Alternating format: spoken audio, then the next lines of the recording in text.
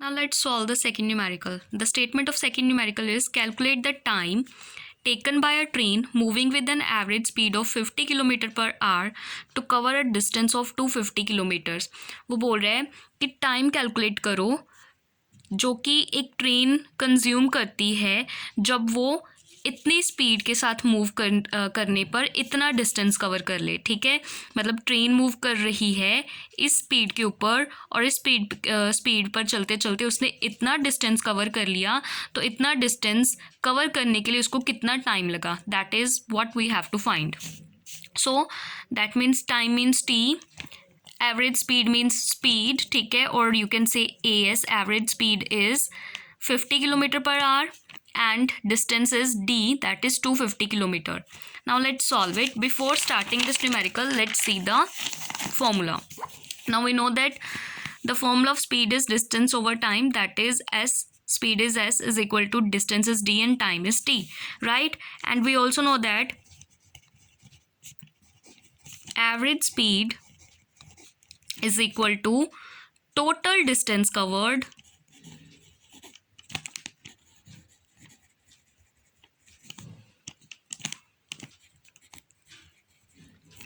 divided by total time taken.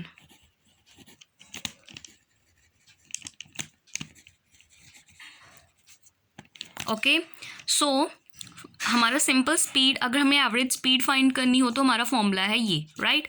Let me denote average speed bye AV. ठीक है, for simplification की हमारी notation short हो जाए.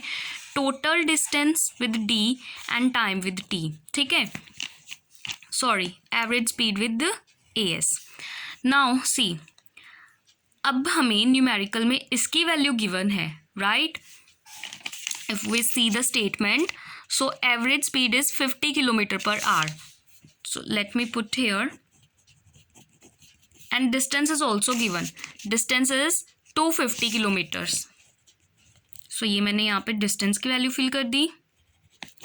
टाइम हमें पता नहीं है, time we have to find, right. So हम क्या कर सकते हैं, we know that we have to find the time. So जिस भी क्वांटिटी को पता करना होता है उसे हम सेपरेट कर लेते हैं. ठीक है, तो ये टाइम यहाँ पे है, इसको हमने फाइंड करना है तो इसको हम इधर लिख लेंगे. सो टाइम इधर आ गया, 250 अपने प्लेस पर डिवाइडेड बाय ये इधर 50 किलोमीटर पर आवर के साथ टाइम मल्टीप्लाई हुआ है यहाँ पे, राइट.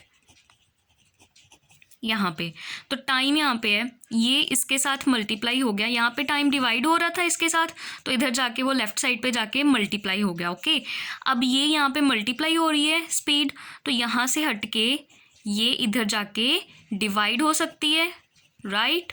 सो अब हमारे पास आ गया 250 ओवर 50. 0 के साथ 0 की कटिंग, 5 के टेबल पे 25. So time is 5 hours. ठीक है, that is what we have to find. Time कितना है. नाउ मैं आपको क्या समझाने की कोशिश कर रही थी कि जो हमारी स्पीड का फॉर्मूला है, इसी फॉर्मूले के साथ हम टाइम और डिस्टेंस भी कैलकुलेट कर सकते हैं. द कंडीशन इज़, यहाँ पे 3 क्वांटिटीज़ हैं, तो कोई भी 2 नोन होनी चाहिए, कोई भी 2 हमें पता होनी चाहिए, तीसरी हम फाइंड कर लेंगे. ठीक है, जैसे in case of first numerical हमें डिस्टेंस और टाइम पता था, तो हमने थर्ड वाली स्पीड फाइंड कर ली, राइट. 2 पता थी, तीसरी हमने फाइंड कर ली. In the second numerical we know that distance कितना था, 250 किलोमीटर्स, एंड एवरेज स्पीड कितनी थी, 50 किलोमीटर पर आवर, राइट. सो ये 2 पता थी, तो तीसरा टाइम हमने फाइंड कर लिया. सो इसी तरह से कोई भी 2 पता हो तो तीसरी हम फाइंड कर सकते हैं bye shuffling these terms.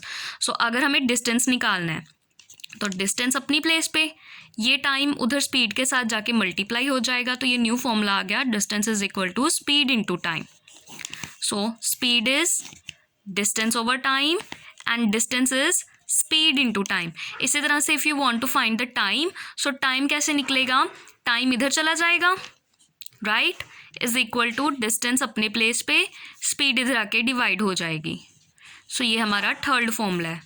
Okay, ये एक ही फॉर्मूला है जिसके साथ हमने ये सेकंड डिस्टेंस फाइंड कर लिया. डिस्टेंस फाइंड करना है तो ये दोनों टाइम उधर जाके मल्टीप्लाई हो गया. टाइम फाइंड करना, तो टाइम इधर मल्टीप्लाई हुआ, स्पीड उधर जाके डिस्टेंस के साथ डिवाइड हो गई, राइट।